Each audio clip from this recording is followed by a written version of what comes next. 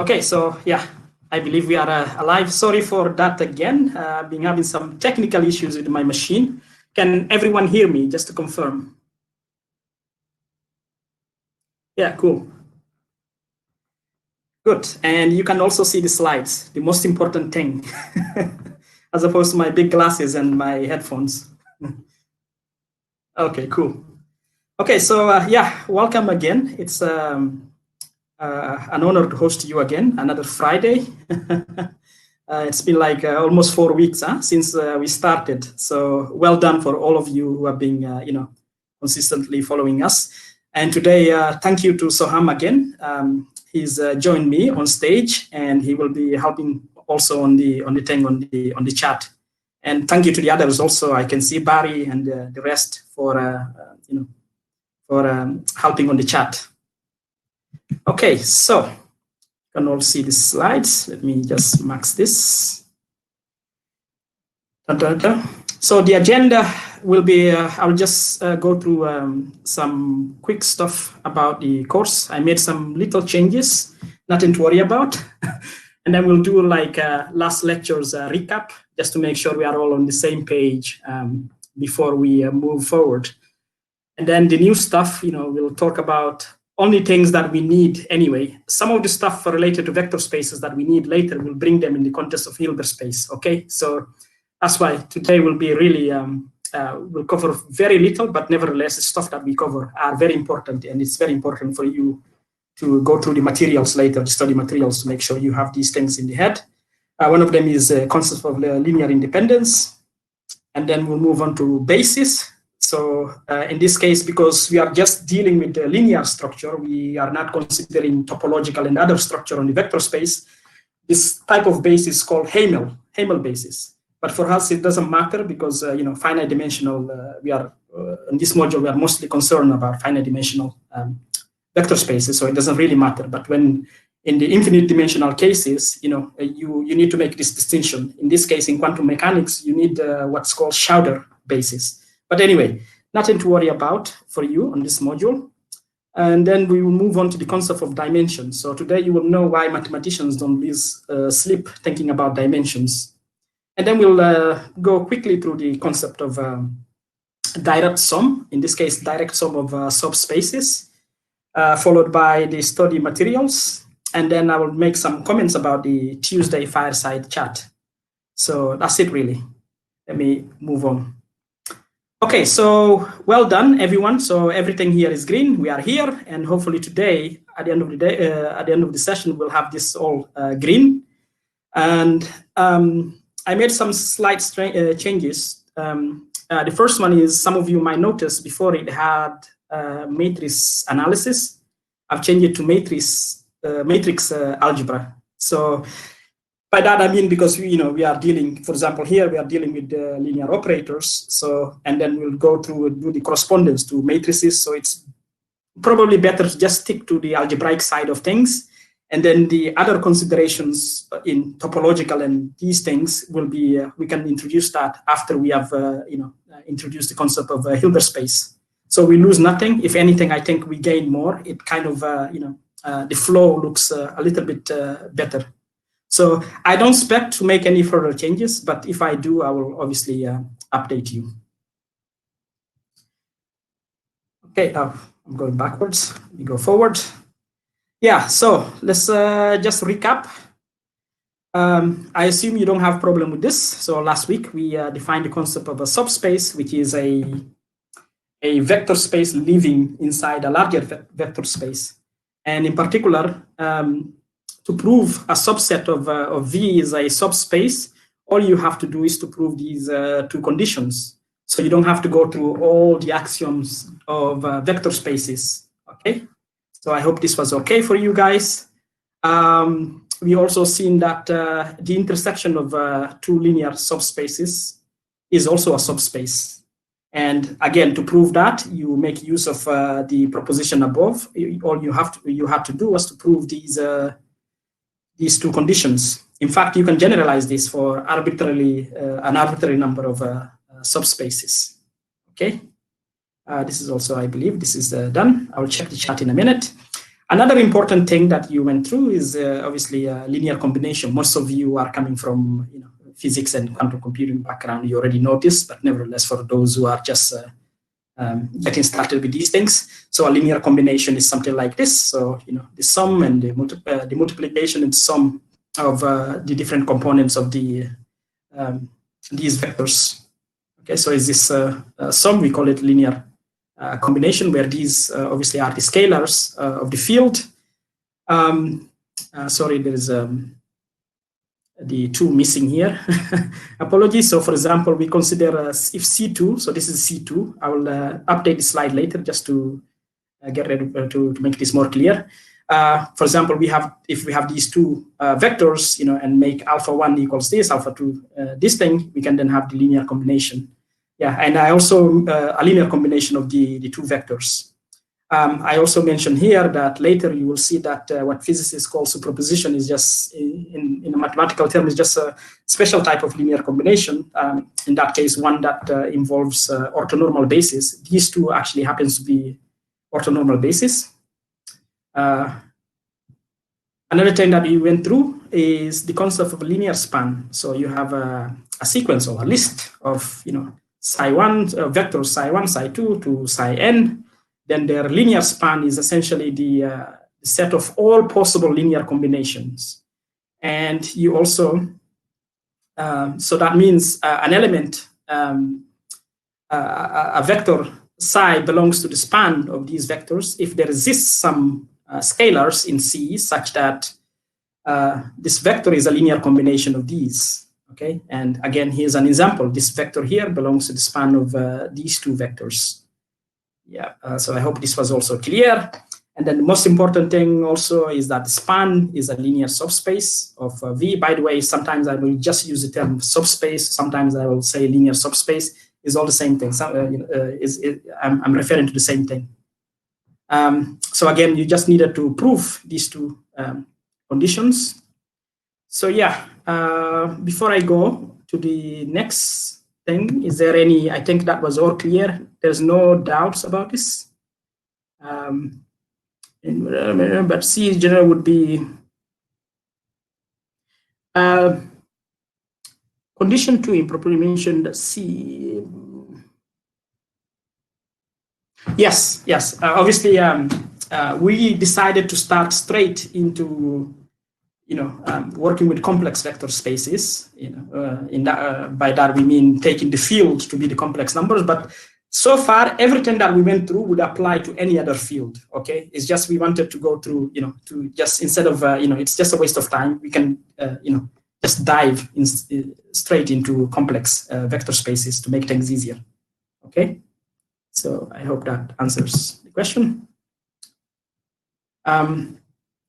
And another thing, before we jump to the first definition of this session, is the Dirac notation. This is very important because from now on, we will start using it all over the place, okay? So the Dirac notation is just, take the psi and place it inside these brackets, okay? And, so a linear combination would look like something like this. So, essentially just place the size inside the bracket. That's all you need to do. Okay, the notion of bra is something that we will introduce later when we have the concept of dual space, but also the concept of inner product. Okay, so it only makes sense to introduce it in a clean way when we get to the Hilbert space section.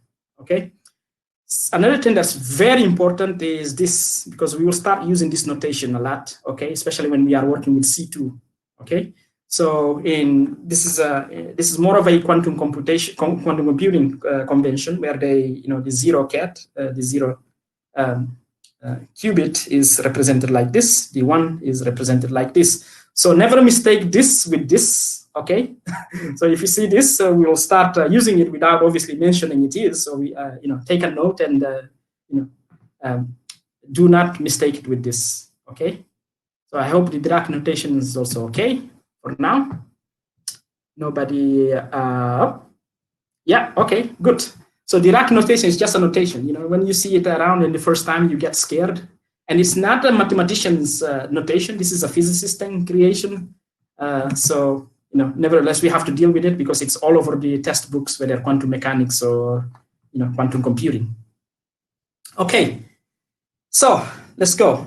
The first definition of today. So the concept of linear independence. So you say a list, we say a list or a sequence of vectors psi1, psi2 to psi n in V are linearly independent if the only possible linear combination that gives 0 is if only all these scalars are 0, okay? So if that's the case, we say these sequence of vectors are linearly independent because any linear combination of them is non-zero. It's only 0 if all the alpha i's are 0, okay? So let's dive straight into an example. For example, these two vectors, they are linearly independent, right? Because if you take this linear combination, this is only the only way this is 0 is if the alpha 1 and alpha 2 are all 0, okay? Are we all on the same page? Okay, excellent. So nobody has any doubts that these two are linearly independent, okay? So now, you will see why we define the linear independence, because this is what enables us to define the concept of base. So a subset B with, this is one of the things that before I go through the definition, one of the things that you have to get used to is this change of notation, right?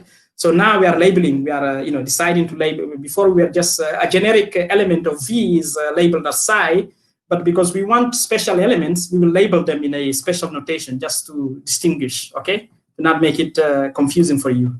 So in this case, B is made of these elements that I called E1, E2 to En. And B forms a basis, in this case, a Hamel basis. I will comment in a bit about it.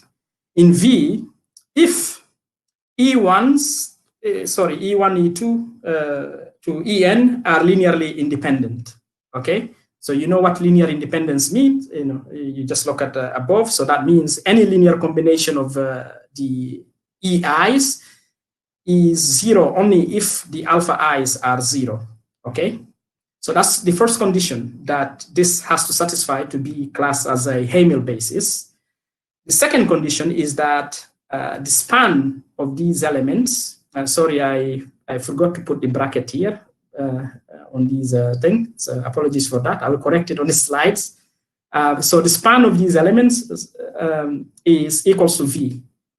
Okay, that means that any element of V can be written uniquely as a linear combination of the E's. Okay, so a technical term that's also used is that these elements EI's, they span the entire vector space V, okay? So to be a basis, you have to satisfy, to be a basis, B has to satisfy these two conditions. Let's dive straight into an example. So in this case, let's take V to be C2 and B to be the basis that these two elements that we've seen before. Does anyone have any doubts that B with these elements is a basis in C2?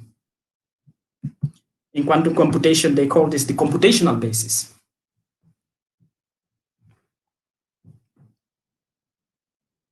Does anyone have any why this is a basis? You can see this satisfies all these conditions. So any vector, if you if you watched the previous lecture, you probably get this. So any vector in C2 can be written as a uniquely as a linear combination of these. Okay, and also these two we already seen here. They are linearly independent, right? So therefore, B forms a basis in C2. Okay. Let's check again. So Francisco and Rolf, Are you saying you still have issues? No issues. Okay, okay. Just because I saw yes. Yeah, no problem. Okay, so we are all clear about this. Another thing I really encourage you is to. Okay, so Amir has a question. You will the example of that, if you look at the textbook, the textbook material, you will see plenty of examples, I believe, on the linear algebra done stuff that's not spanning. For us, the spanning stuff is what really matters.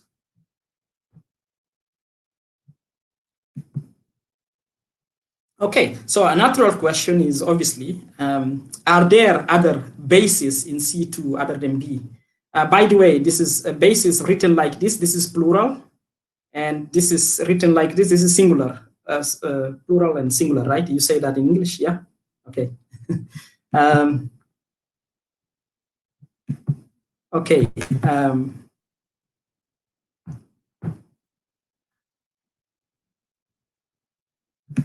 Yes, thank you, Barry, for giving putting into the context of Amir's question about, yeah. So we can move on. There is no question.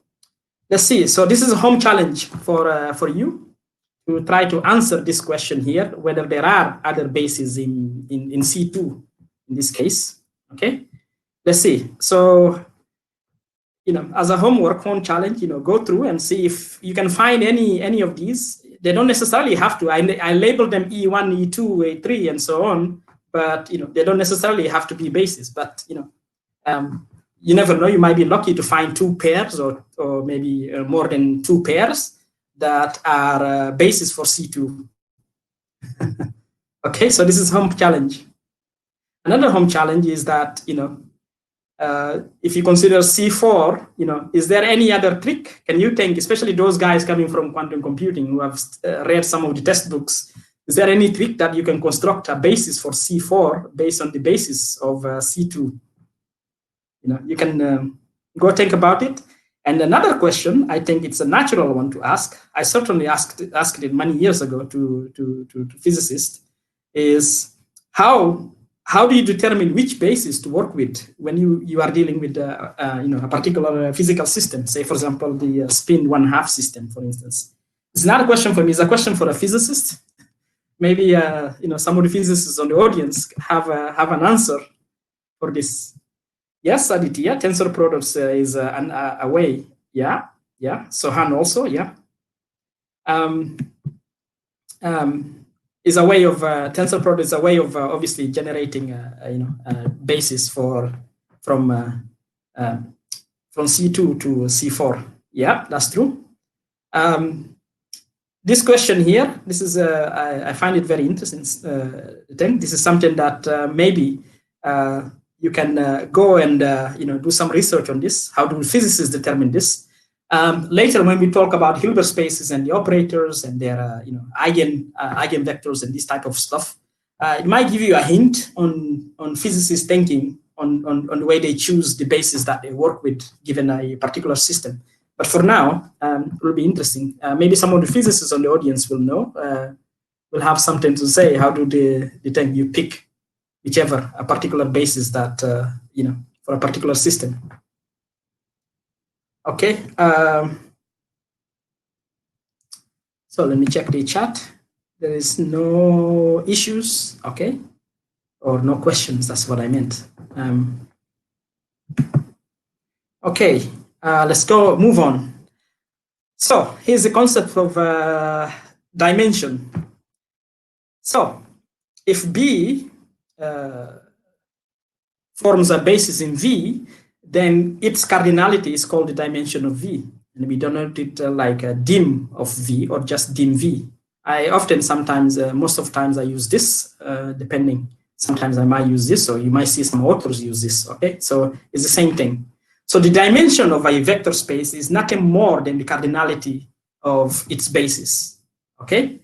So this is why mathematicians don't lose sleep when they talk about large big dimension spaces with big dimensions. They are not thinking about directions and all this. They are thinking it in terms of cardinality. Okay, so in fact it can be proven that the basis all the bases of a vector space have the same cardinality. Okay, so that means the concept of dimension is well defined. It does not depend on your choice of basis. Okay, this is very important. Okay, so in this case here, it's obvious that the dimension of C2 is 2, right? Because the cardinality of B, we have seen before that B is a basis of C2. The cardinality of this is 2, right? So the same, some of you might immediately start, in general, that actually the dimension of Cn equals n, because you can always build bases like this. By the way, I forgot to mention a basis like this is called canonical basis. This is like the natural basis that comes with the vector spaces that are defined as the Cartesian product, or the row matrices of column matrices of the vector space, of the field. So Cn, I mean. Okay. So another important thing that this is not clear, it won't be clear here, is that later you will see that if two vector spaces, if you have two vector spaces over the same field, in this case over C, their dimensions are equal only if the two are isomorphic, and vice versa. So that means if you have two vector spaces, if you know their dimension, then immediately it follows that you know that they are isomorphic, and vice versa. If you know they are isomorphic, then you immediately, you don't even have to look for to prove the other one is, what are the bases, and then do like check its dimension. You know immediately if they are isomorphic, then they both have the same dimension. So you will know the dimension of the other by knowing the dimension of one of them. Okay, so this is very important. This is one of the reasons why later you will see more this into more context. For example, the tensor product of C2 with itself has dimension 4. Therefore, it's isomorphic to C4. So this is very useful because sometimes you have two vector spaces, but one of them might be a very abstract construct that's very hard to work with. But you might find another vector space that's easier to do calculations with. Okay, but because they are isomorphic, then you can just choose to work with the one that's easier to work with. Okay, you ignore the other one, and then it's just a matter of finding a prescription of associating elements of the one that's harder to work with into the other one, like in this case here. Okay. In infinite dimensional case, especially when you deal with the Hilbert spaces, things are a little bit more harder. First of all, you need Hilbert spaces with countable bases. This means that you have to deal with the Hilbert spaces that are called separable Hilbert spaces. Okay, so again, the stuff that you learn in the first lecture about set theoretically, the countability, what's accountably infinite, and uncountable stuff will play a very important role, because very often you might find construct a Hilbert space, and then you think the basis is countable, but then it's not. So you need to be very careful with the infinite dimensional spaces. But anyway, this is something that we will deal with when we reach to the the module of functional analysis, which is not now. For now, we are dealing with finite dimensional spaces. This is fine. They are well behaved. They are not like their infinite dimensional cousins. Okay, let me check the chat. Yeah, so isomorphism here, I'm mentioning not set theoretic isomorphism, but in the algebraic sense, which you will learn in the next session, in the next lecture, when we talk about linear maps. Yeah. So in set theoretic isomorphism is just the only thing you have to prove is that there's one-to-one correspondence, whereas the algebraic isomorphisms in this case is that the algebraic structure of one is preserved. Okay, that's what we mean. So the two are essentially the same when we say isomorphism in the context of vector spaces. We mean in the algebraic sense. Okay.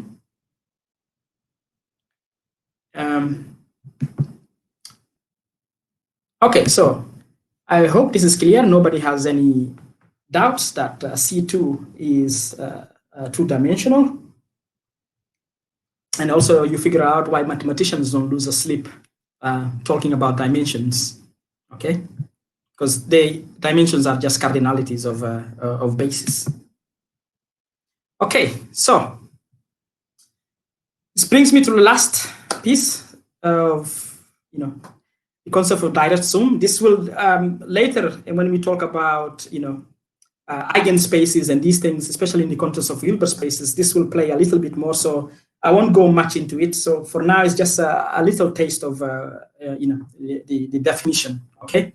So you have like a sequence or a list, whatever you call it, of subspaces of V. So their sum is, is defined like this. So you sum the individual elements, the elements of the individual spaces. Okay. You will see, if you cannot see it from here, you will, once you get a material study, hopefully, and also try to do some extra thinking after the session, you will conclude that this is a linear subspace of V. Okay. But what we are interested in for us is a special type of direct sum, one that where each element of the direct sum can be uniquely written. Okay. If that happens, then we use this notation. So we don't use this. We don't return. We use this plus, this plus inside the circle. So, and we call it sometimes people call it internal direct sum because it's dealing with subspaces. In some textbooks, you might see what's I would say like people say like not internal direct sum, but direct sum of vector spaces that are not subspaces of each other. So you imagine, for example, this is instead of L1, L2, you have like V1, V2, Vn. Okay, these are independent vector spaces, and then you take the Cartesian product of those vector spaces. So the Cartesian product of those vector spaces is also a vector space. Okay. But in quantum mechanics, this is not how you deal with the composite system, so we don't care about it. Okay, so the Cartesian product stuff. That's why I'm not touching it, because we only care about direct sums of subspaces. So I won't go through the other concept of direct sum that involves vector spaces that are not subspaces of each other. Okay. Another thing is the dimension of this. If you cannot figure it out from here, you will figure it out from the textbook, the study material. The dimension of the direct sum is the sum of the individual dimensions. Okay. Now I have a question: is, say for example, B1, B2 to Bn are the bases of the respective subspaces. What could be a basis? How could you construct a basis for the direct sum? Okay, so I believe this as a way of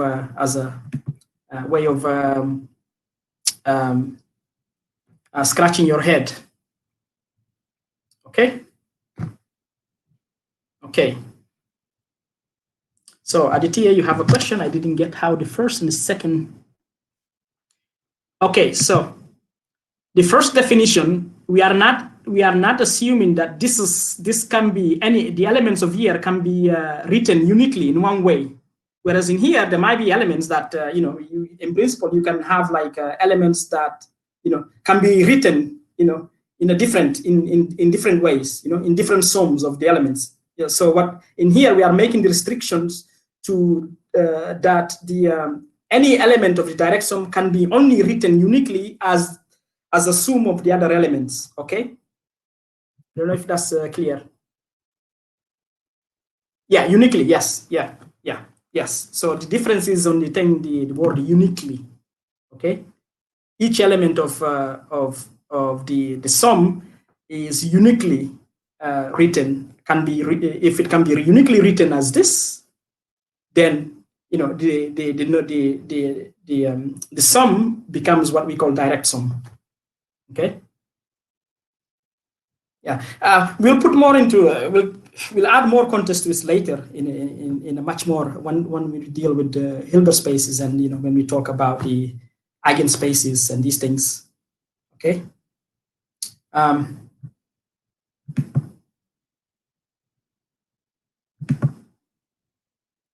Okay. I believe. Let's see. This is it, really. This is the last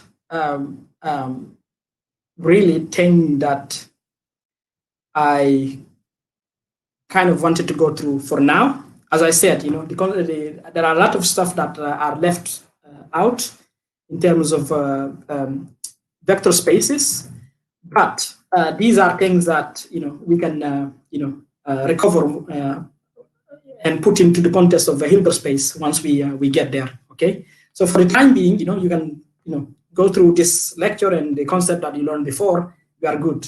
So now we will move on next week to start thinking about linear maps, or we'll call them linear operators. Okay. I'll just go back again. I think I forgot to talk through something I wanted to say on the thing. Oh, no. Okay, I removed it before. Okay, that's fine.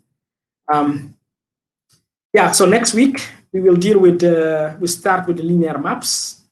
We'll call them linear operators straight out, just so we don't have to change rename stuff again. Okay, and then yeah, we'll move. We'll take it from there. It's really very important. Let me go back again. Things going to start to become a little bit more abstract and a little bit more. A little bit harder as we go along, but if you go through the materials and you do exercises and so on, and also please engage, go to the Gitter and help each other out. You will be fine. And for those of you who later on want to go to the next module, which is the advanced module, the one that, for example, will deal with the functional analysis, where we'll deal with the infinite dimensional Hilbert spaces. It's very important that this will be like a kind of building your foundation in terms of abstraction in order to be able to walk through the next module. Otherwise, you will most likely struggle to catch up. On that, let me go to the study material. Sorry for that. I'm jumping slides all over the place. So again, I will just say let's stick to the same textbook, which is linear algebra done right.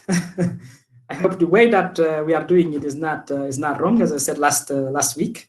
The only thing is maybe the approach in the live sessions will be slightly different, a little bit more abstract in the sense of being more algebraic than the study material, but nevertheless is an interesting thing. So for this session, if you go through pages 20 to 50, you should be fine. You will even get other stuff that I didn't touch. But again, the stuff that I didn't touch today, if we need it later in the Hilbert space section, we'll cover them. Okay. So, and also another thing for those of you, because there are some new people who have joined this session, if you watch the previous lecture, is that the style is a little bit different. In here, he uses more of the Cartesian product notation. Say, for example, for Cn, for Fn, where F is any field. In my case, I'm using the column matrix to denote vectors. So in his case, he's using the Cartesian product. So everything is like on brackets with the individual with the n entries. So, but it doesn't matter, just imagine the Cartesian, the elements, the tuples, just take them and make them into column matrix. That's it. And everything that applies to them will also should apply to the stuff that, we went through. Okay. Okay.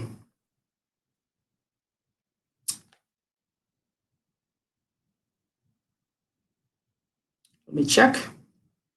So, before I go to the question, another thing I wanted to talk about. This is the thing when there's so less to cover. Another thing I want to go through is that after this I will upload the slides, and the study material will be the same. I will just upload a PDF to give the reference to download it, because it's the same. So no need to upload anything new. And yeah, if you want to replay this, you can go and watch the other sessions, if you will. Another thing I want really is I really encourage you to join the Gitter channel, because then if you have a doubt or any questions, or you have any resources that you think can help the rest, you can just feel free to share it. You want to make this like a community where people a learning community where people can help each other out.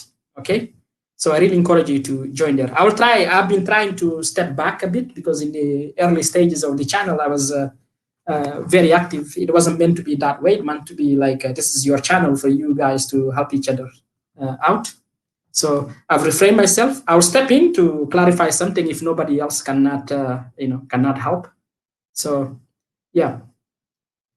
Now on Tuesday we have our first fireside chat with Amira Abbas. So it will be really interesting. So, for those of you who attended the first session, one of the things that we wanted to do is to occasionally invite people from the industry and academia, to kind of, have a fireside chat with you, where you can ask any questions and these things, just to give you some extra motivation, especially as things get harder. Okay. In the case of Amira Abbas, she has a very interesting background, and I'm pretty sure that you will enjoy the session. I've already sent the invitation. If you did not receive the invitation, please let me know. You can do that through maybe emailing back, replying to some of the emails, or to the Gitter, or you can just maybe shout out now on the chat see if I can do anything for you. But yeah. It will be very interesting session. I hope you will enjoy it, and it will hopefully inspire you, to keep on going, especially if you want to, pursue a career, whether in physics or in quantum computation. In this case, in case of Amira. So yeah, let's see.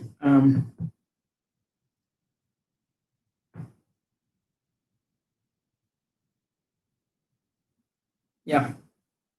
Okay. I will stop it here, and then let's see. Is there any questions? Amir is asking, is there a simple? I'm pretty sure there are. I can't think of anything at the top of that, but simple example with the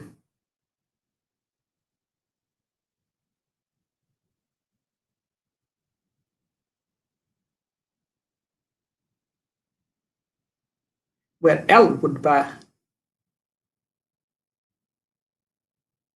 Yeah.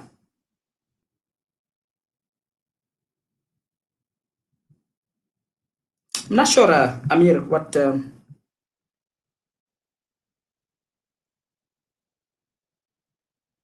So Ham's answer is okay. Yeah. If one of the things I have to maximize this, one of the things that I struggle a lot with because of the coloring thing is on the chat here on Gitter.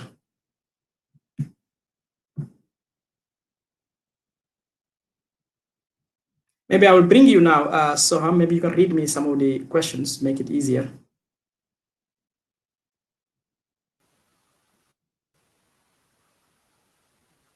I think the only question right now is if there are simple examples, but I cannot think of any at the moment.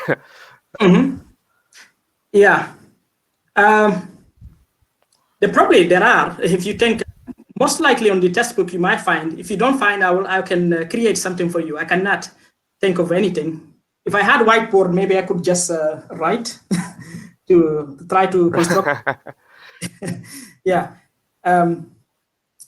But yeah, I think we'll probably have to go to irrespectively to this, some to the, yeah. larger So, space, like at least C4 or something, to see something like that. But I don't know.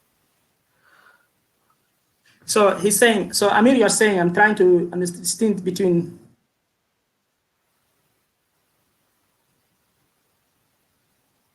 So you mean, like, let me go back again. Maybe this is when I mentioned, okay. So you mean direct sum here, because obviously these guys, the L's, are subspaces. Okay. So you mean the direct sum of, if they were not subspaces, so say, for example, they are independent, different vector spaces, right? Is that what you mean? In that case, the direct sum will be the Cartesian. The definition of direct sum will not be the same as so the direct sum for subspaces is defined differently for the direct sum when you have different independent vector spaces that are not subspaces of each other, okay? In that case, the direct sum is defined as the vector space of the Cartesian product, okay? Now, you could also, this is maybe worth mentioning, you could also define the Cartesian products of these, yeah, but then the dimension of that Cartesian product will be the same as this. So therefore, they are the same, okay? So because they are the same, there's no need for one to repeat himself, okay? So you could take the Cartesian products of this also, and then make it into a subspace, right? But then the dimension of the Cartesian, of the space that you generate through that, will be the same.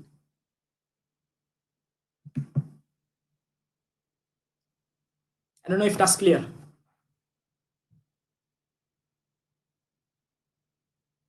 This is one of the things that I hope, obviously Crowdcast is not made for LaTeX, is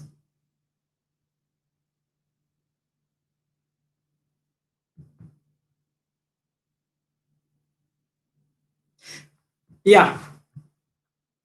So just this is just a sum. So a sum does not mean that it's the direct sum. A direct sum, just look at the definition. A direct sum is only if it satisfies this condition. So any element of the direct sum. So imagine an element of here. Say you do all the direct sum, and imagine the element, any element here. If any element of this of the direct sum can be written uniquely as a sum, as the sum of the individual elements of the spaces, then we call that a direct sum. So in principle, you can have a sum, a subspace that's not a direct sum because it doesn't satisfy this condition. Okay.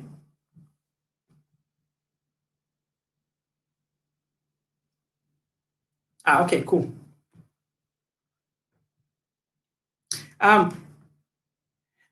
In the Hilbert space section, things, the type of direct sums that we deal with, will become a little bit more cleaner in a way, as opposed to this abstract, this vanilla way of defining it. It become more concrete, a little bit easier. And after all, this is that's what we want for quantum mechanics, right? I mean, well, that's therefore what you want for if you are studying quantum stuff. That's the Hilbert space stuff. That's what you are interested in. Okay. So this is one of the things that I really encourage to. I can see a lot of interesting discussion there, and I would like actually to leave it to you guys, especially if you follow up on the thing on the Gitter channel. That will be very interesting because Gitter actually support LaTeX, so you can write the stuff that you are writing here in the thing. Gitter supports LaTeX, so things will look much more nicer.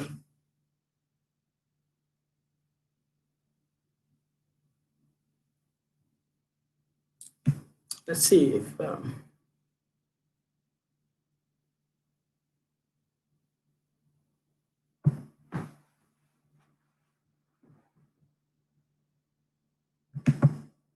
Okay.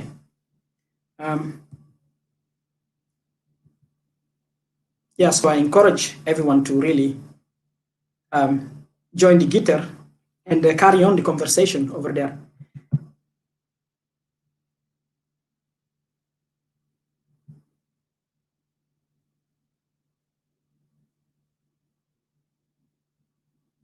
Yeah. So, any other? I see the direct sum thing. I'm actually happy that it's generating so much thing inside. This is it. This is what we want, right? For you, and then each of you to kind of discuss and clarify each other, because this is how.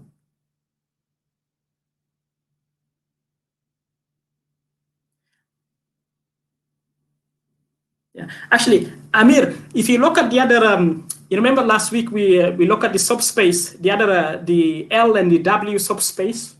Try to take the direct sum of that and see what it gives you.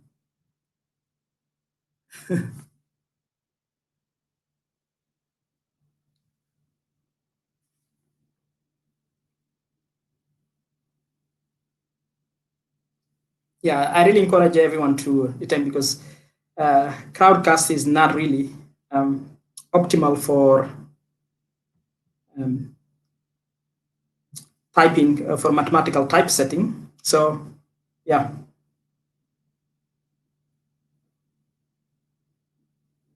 Soham, is there any other question that you think I should take?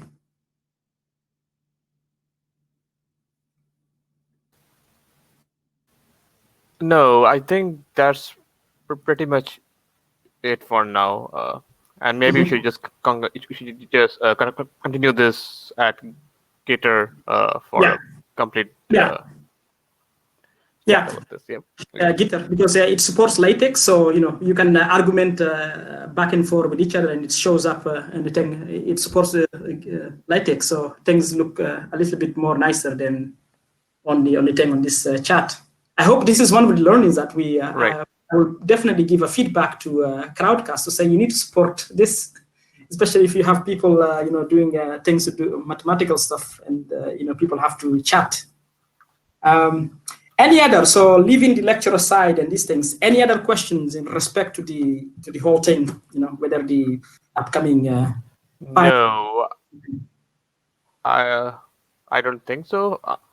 At least there's no question in the chat. Okay, cool. In that case, well, thank you so much for staying, and thank you for being so lively on the chat also. So it's really great. And yeah, we are getting there. So next week we'll start with the linear maps, and yeah, we'll take it from there. So we are getting closer to the Hilbert space stuff. So yeah, and yeah, I'll just stop sharing. Yeah, and yeah. have a good weekend, and we catch up next week.